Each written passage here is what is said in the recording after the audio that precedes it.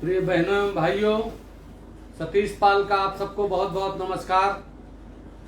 रामनवमी आज है, उसकी आप सबको बधाई। और कल दशहरा है, उसके एडवांस में अग्रिम बधाई। दशहरा को भगवान राम ने रावण को मारा था, रावण का वध किया था, इसलिए विजयदशमी मनाई जाती है। और ये 9 दिन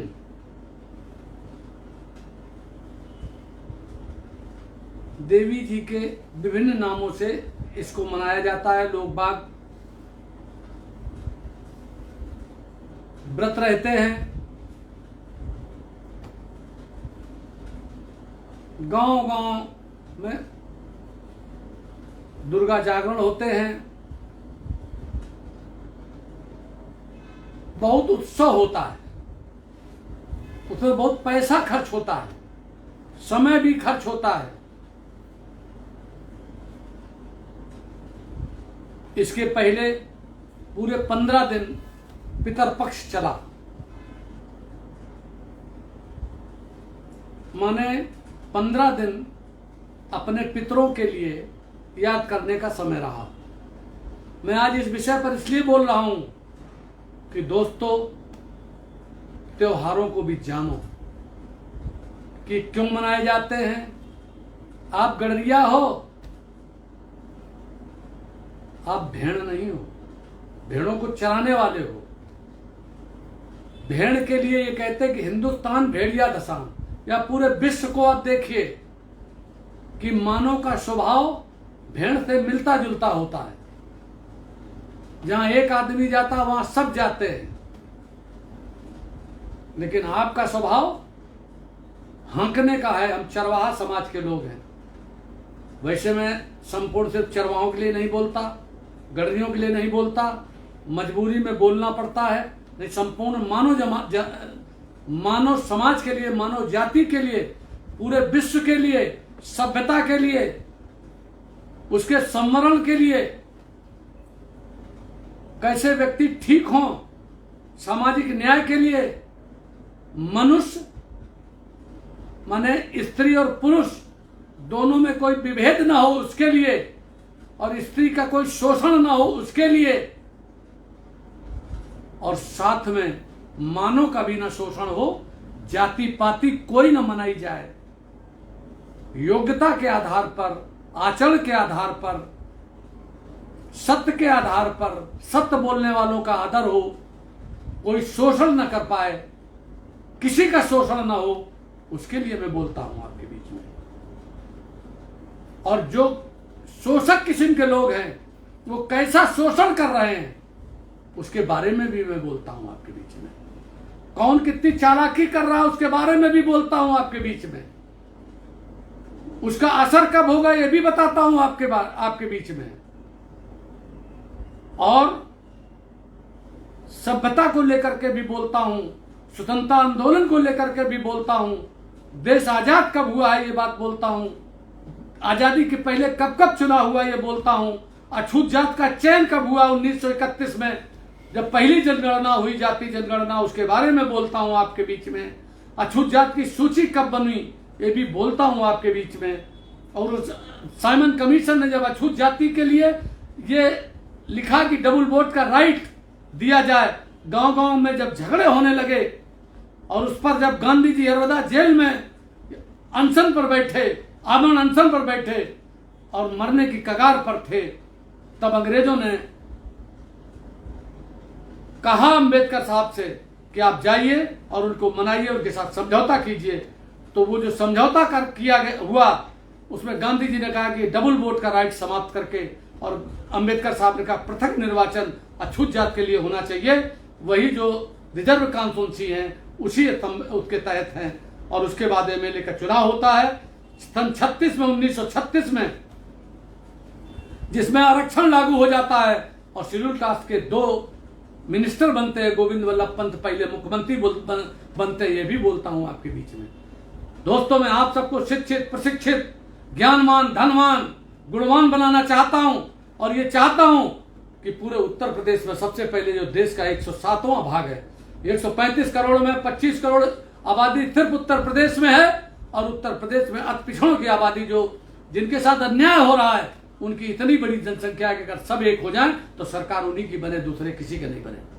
लेकिन आपको बेवकूफ बनाने का काम, आपको बरगलाने का काम, आपको जाति से जाति के लड़ाने का काम, आपकी जाति को कैसे शोषण किया जाए, कैसे धनगर निखर को लड़ाया जाए, इस विषय पर जो चर्चा हुई और बात हुई और जियो जारी कराए गए। इसके बाद हमको कैसे अछूत बनाने की बात करी गई, हमको नीचे ले जाने की बात करी गई, उससे बचने का काम कैसे होना चाहिए ये भी बोलता हूं आपके बीच में। दोस्तों, मैं सतीश पाल आपका बेटा, आपका भाई हूं, न जातिवादी हूं, न पक्षपाती हूं, न झूठ बोलने वाला हूं, न शोषण करने वाला हूं।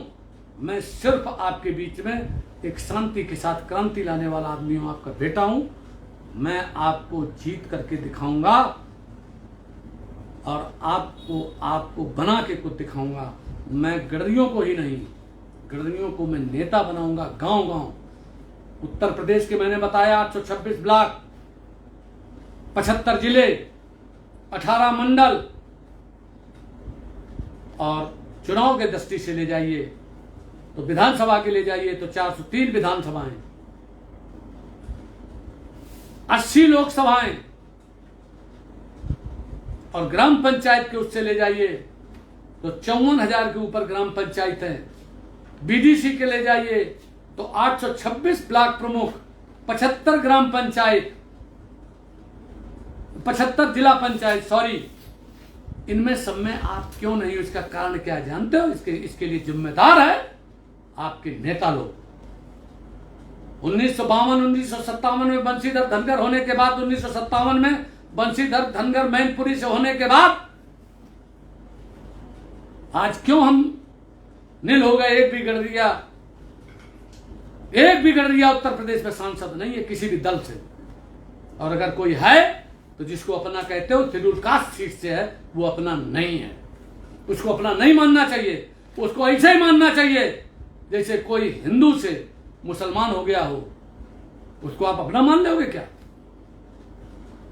वो अपने बीच में बैठ जाए, आके हिंदू के बीच में मिल जाए, आके मिक्सअप हो जाए, सब कुछ हो जाए, लेकिन आप अपना नहीं मान सकते। उसी तरीके से इनको हम अपना नहीं मान सकते। दूसरे इनको अपना मनवाने का प्रयास करेंगे आपका वोट लेने के लिए, उससे आपको सतर्क रहना चाहिए। उसके नाम पर एक भी वोट आपको नहीं देना है। अगर दे दिया तो मर जाओगे, याद रखना। मैं आज सतीश पाल आपके सामने नवरात्रि के दिन ये बात कह रहा हूं, ये बात ध्यान रखना। आपको ये बात इकट्ठे होकर के लाखों की संख्या में ये कहना है कि हम गडरिया हैं, हम धनगर नीखर सब एक हैं, हम गडरिया हैं, हम क्षत्रिय हैं, हम अहिल्याबाई होलकर के वंशज हैं, हम चंद्रगुप्त मौर्य के वंशज हैं। हमने पूरे देश पर राज किया है। हम पक्षपात नहीं करते, हम जातिवाद नहीं करते, लेकिन मेरे साथ जो अन्याय हो रहा है वो अन्याय हम सहेंगे नहीं। उत्तर प्रदेश में बीजेपी एक भी टिकट नहीं देगी गडरिया को, और एक आदमी को देने के बाद, आगरा में देने के बाद कह देगी मैंने दे दिया। इस तरीके की चीज आप बर्दाश्त करेंगे क्या? बिल्कुल नहीं करना है, बिल्कुल नहीं करना है, बिल्कुल नहीं करना है। अगर समाजवादी पार्टी भी ये करती है, समाजवादी पार्टी ने सबसे खराब काम किया। आज वो वेंटिलेटर पर हैं मुलायम सिंह जी, मैं कहना नहीं चाहता, लेकिन अगर ये 17 जातियों को अछूत जाति में शामिल करने का लेटर न लिखा जाता तो ये गड़बड़, तो ये विवाद पैदा नहीं होता। लेकिन विवाद पैदा करके इनका वोट लेने की बात हुई, और अभी हाईकोर्ट का जब फैसला आया कि इनको नहीं बनाया जा सकता तो सब उल्टा बोलने लगे, समर्थन करने लगे। जब सतीश पाल कहते तो मान नहीं रहे थे, जिले जिले प्रदर्शन कर रहे थे। दोस्तों, सब लोग सतर्क हो जाओ। मैं उन 17 जातियों की भी लड़ाई लड़ूंगा और अति पिछड़े की लड़ाई लड़ूंगा।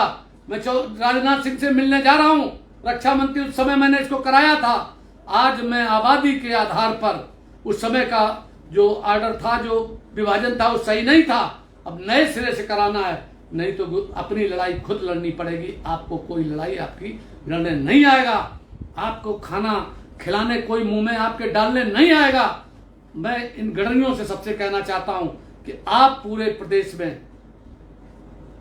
पूरे देश में जो हमने राष्ट्रीय गडरिया, चरवाहा और होलकर महासभा बनाई है, उसके माध्यम से पूरे देश में वो क्रांति हमको लानी है चरवाहा समाज के नाम से क्रांति लानी है और सब जातियों को मिलाना है। बहुत बहुत आपको मैं नवरात्रि की बधाई देता हूं। और कल विजयदशमी पर ये विजयदशमी इसी बात की है कि अन्याय अत्याचार के खिलाफ, नारी के अपहरण में, सीता जी के अपहरण में ले जाने पर और बालुओं और बंदरों को ले जाकर राम और लक्ष्मण ने, दो आदमियों ने, वो बालू और बंदर और कोई नहीं थे, आदिवासी थे, इस देश के आदिवासी थे, उनको ले जा करके मार दिया। अछूत जात के लोग थे, पिछड़े वर्ग के लोग थे, वो चरवाहे समाज के लोग थे, उनको ले जा करके भगवान राम ने मार दिया। तो अगर वो बन न जाते, अगर मंथरा और कैकेयी वरदान न मांगती, मंथरा के कहने पर कैकेयी, और भगवान राम अगर बन न जाते तो बन न जाते, एक राजा के बेटे रह जाते।